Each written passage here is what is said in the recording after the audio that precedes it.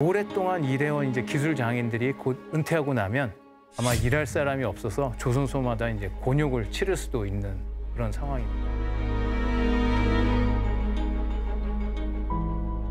그래도 몇 년 전까지 침체기를 겪었지만 지금은 이제 그걸 극복하고 네. 다시 뭔가 떠오르고 있잖아요. 그게 더 신기하거든요, 저는. 네. 그동안 침체됐던 이제 한국 조선 산업의 급 반전의 계기가 된 것이 있었습니다. 이게 뭐냐면 기후 위기였습니다. 기후 위기? 네. 어떤 연관성? 네. 기후 위기 탓에 국제 해사 기구, 그러니까 IMO라고 하는데요. 네. 거기서 환경 규제를 강화하게 됐고요.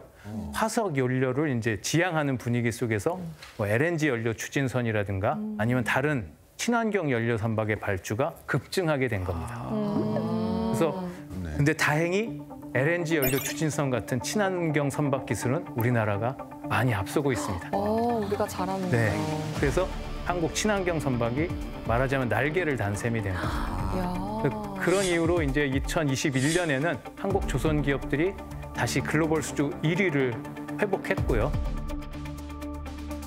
우리나라 조선업은 현재 2028년까지 수주 잔량을 확보해 놓은 상태입니다.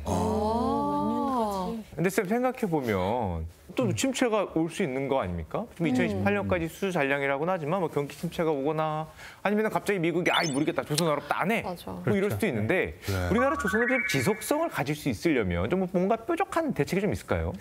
네, 맞습니다. 조선 산업의 포트폴리오를 다양화해야 합니다. 그러니까 새로운 배를 발주하지 않더라도 네. 기존에 있는 노후 선박을 고치거나 또는 업그레이드 같은 것도 이제 꾸준히 해야 할 겁니다. 또 뭐 군함만 보더라도 보통 25년에서 30년 정도 이제 운영을 하거든요. 정비 그리고 부품 교체 그리고 장비 업그레이드 같은 그런 수요가 이제 꾸준히 발생할 거고요. 그 수익은 그 선박을 건조하는 가격에 서너 배에 달할 수도 있다는 그런 분석도 있습니다. 서너 배? 진짜요? 그렇죠.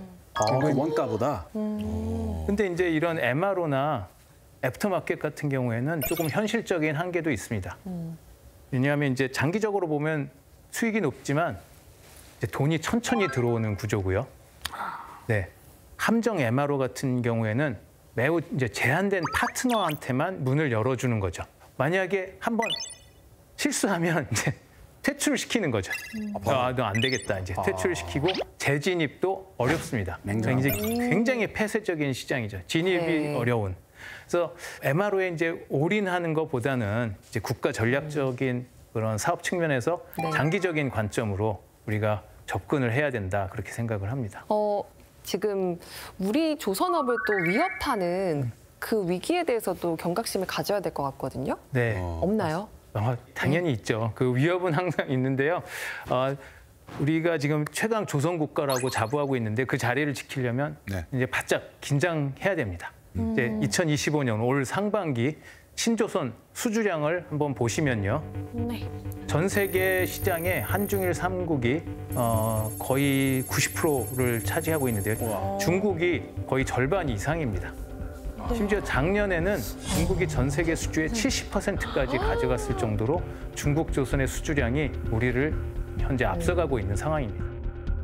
표만 보면은 이미 중국이 수주율이 훨씬 높잖아요. 네. 그럼 한국을 앞섰다라고 네. 봐야 되는 거 아니에요? 그렇게 얘기하시는 분들이 많은데요. 여러분들 잘 아시는 자동차로 한번 예를 들어보겠습니다. 중국의 자동차 생산량은 미국이 2위인데요.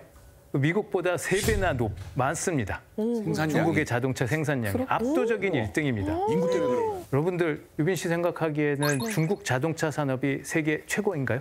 제가 아는 한에서는 아닌 것 같은데.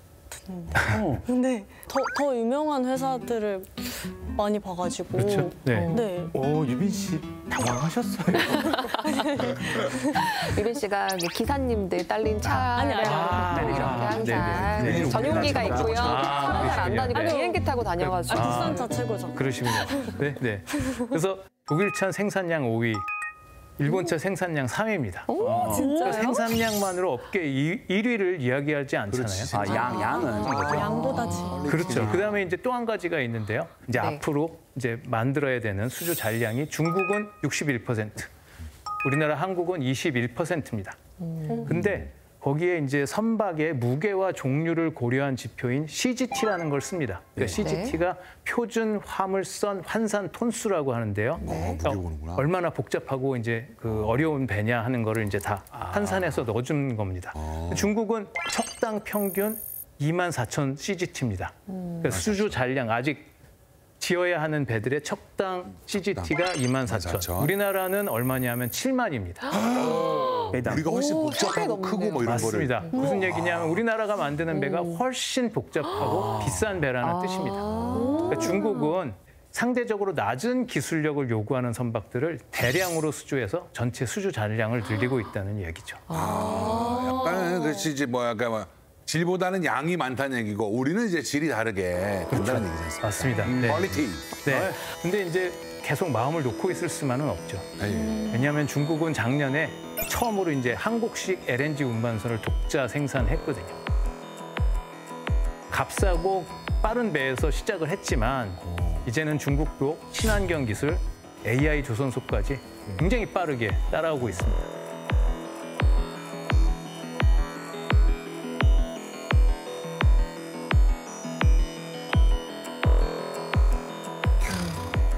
그렇다면 이제 우리는 그래도 가만히 있을 수는 없으니까 대책이 필요하잖아요.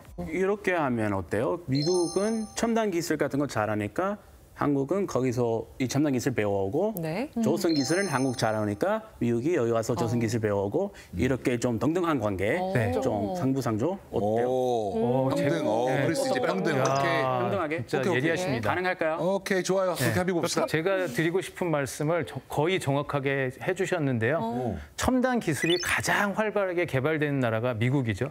네. 그리고 세계 최고인 우리나라의 조선 기술, 미국 첨단 기술 결합이 되면 우리는 조선업 패권 국가의 지위를 계속 굳건히 유지할 수 있을 겁니다. 결합되면. 네. 그래서 한미 과학기술 협력을 이제 우리나라와 미국의 새로운 동맹 어젠다로 강화하면 좋겠습니다.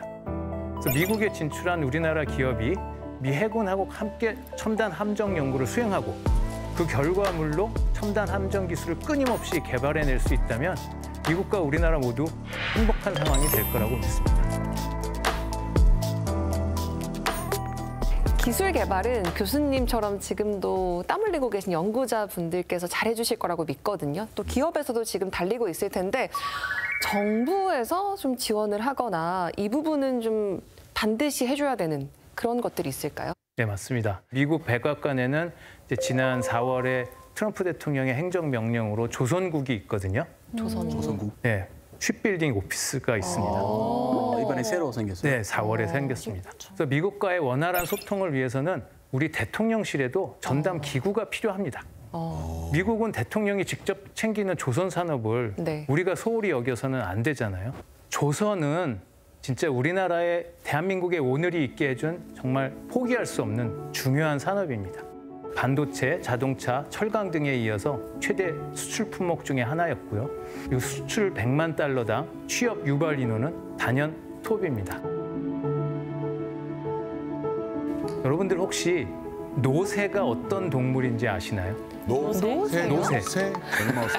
새예요? 노새가 아니고. 예. 그러니까 노새는 암말과 수당나귀가 교배해서 나온 동물이 노새라고 합니다. 문제는 이게 교배종이다 보니까 후손을 남길 수 없다고 합니다. 네, 슬프죠. 그동안 우리 조선 산업은 안타깝게도 마치 노새 같았습니다. 무거운 짐을 이제 가득 짊어지고요. 묵묵히 제갈길을 가는 노새처럼 아무리 어려운 문제를 선주가 내도 모두가 불가능할 거라고 이제 여긴 것들도 끝끝내 해내온 게 우리 조선 산업이었거든요. 근데 이제 노새는 지어주는 짐만 지고 살다가 후손도 남기지 못하고 사라집니다. 앞날을 도모하지 못하는 동물인 거죠. 그래서 우리는 여태까지는 노새처럼 살았지만 더 이상 노새로 머물러서는 안 될 것 같습니다.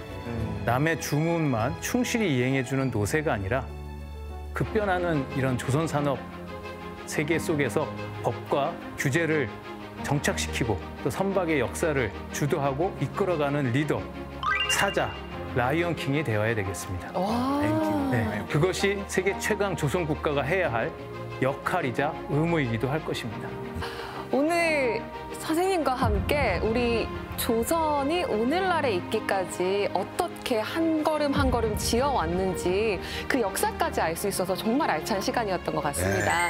세계 최강의 자리에 있기까지 많은 시련과 고단을 딛고 일어선 우리 조선산업 이순신의 후예로서 아주 자부심을 느꼈고요. 앞으로도 빛나길 바라면서 오늘 수업 마치겠습니다. 이신영 교수님 큰 박수 보내드릴게요. 감사합니다.